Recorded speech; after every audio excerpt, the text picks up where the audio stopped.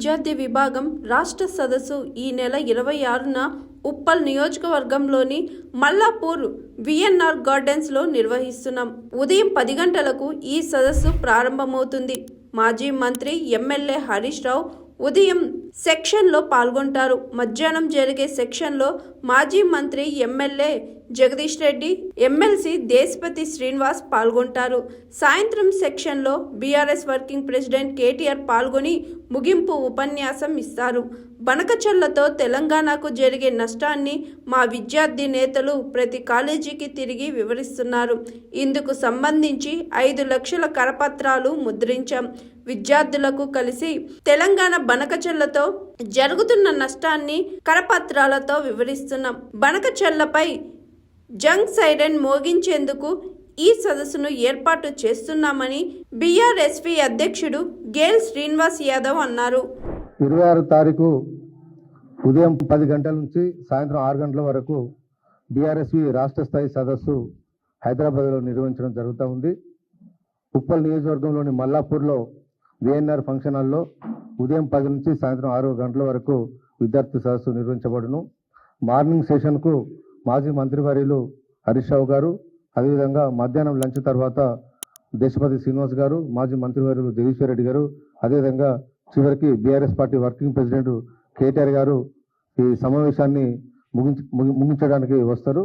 కాబట్టి రాష్ట్ర వ్యాప్తంగా ఎవరైతే యాక్టివ్ ఉన్న మా విద్యార్థి విభాగం నాయకులందరూ కూడా ఆ సమావేశానికి రాబోతూ ఉన్నారు. ఇప్పటికే గడిచిన వారం రోజుల నుంచి విద్యార్థులందరూ కూడా బనకచెర్ల ప్రాజెక్టు వల్ల తెలంగాణ ప్రాంతానికి ఏ విధంగా నష్టం జరుగుతుందో అనే అంశం మీద బీఆర్ఎస్పీ కరపత్రాలు ముద్రించుకొని 5 లక్షల కరపత్రాలను ప్రతి ఒక్క విద్యార్థికి చేరే విధంగా మా విద్యార్థి నాయకులు కాలేజీలలో ఇవాళ తిరుగుతూ ఉన్నారు. రేపటి వరకు ఆ కార్యక్రమం ముగుస్తుంది.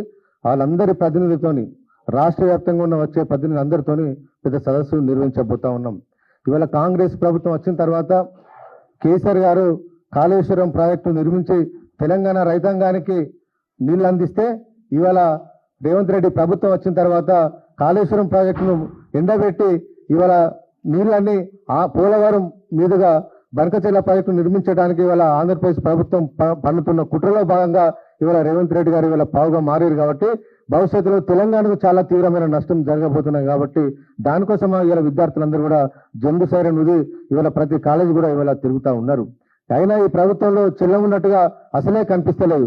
తెలంగాణ ఉద్యమం జరిగిందే నీళ్లు, నిధులు, నియామకాల ట్యాగుల మీద తెలంగాణ ఉద్యమం జరిగింది. కేసీఆర్ గారి నాయకత్వంలో వివిధ వర్గాల ప్రజలందరూ కూడా తెలంగాణ రాష్ట్రం కోసం కొట్లాడి ఇవాళ తెలంగాణ తీస్తే, ఇవాళ కాంగ్రెస్ ప్రభుత్వం వచ్చిన తర్వాత ఇవాళ తెలంగాణ నీళ్లను ఆంధ్రకు దోచిపెట్టే విధంగా ఇవాళ ముఖ్యమంత్రి గారు వ్యవహరిస్తా ఉన్నారు. బీఆర్ఎస్ పార్టీ నుంచి ఎంత తీవ్రంగా ప్రొటెస్ట్ చేసినా, పీపీటీ తెలంగాణ భవన్లో పెట్టినా కూడా ఈ ప్రభుత్వంలో చెల్లం వచ్చినట్టుగా కనిపిస్తలేదు. ఇలాగనే చూస్తూ ఊరుకుంటే భవిష్యత్ తరాలు తెలంగాణలో గోదావరి నది మీద హక్కులు కోల్పోయే అవకాశం ఉంటుంది.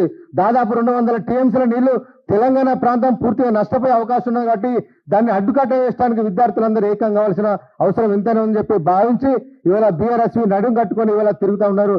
ప్రతి విద్యార్థిని కలుస్తా ఉన్నారు. ప్రతి యాజమాన్యాన్ని, కళాశాల యాజమాన్యం కూడా కలుస్తా ఉన్నారు.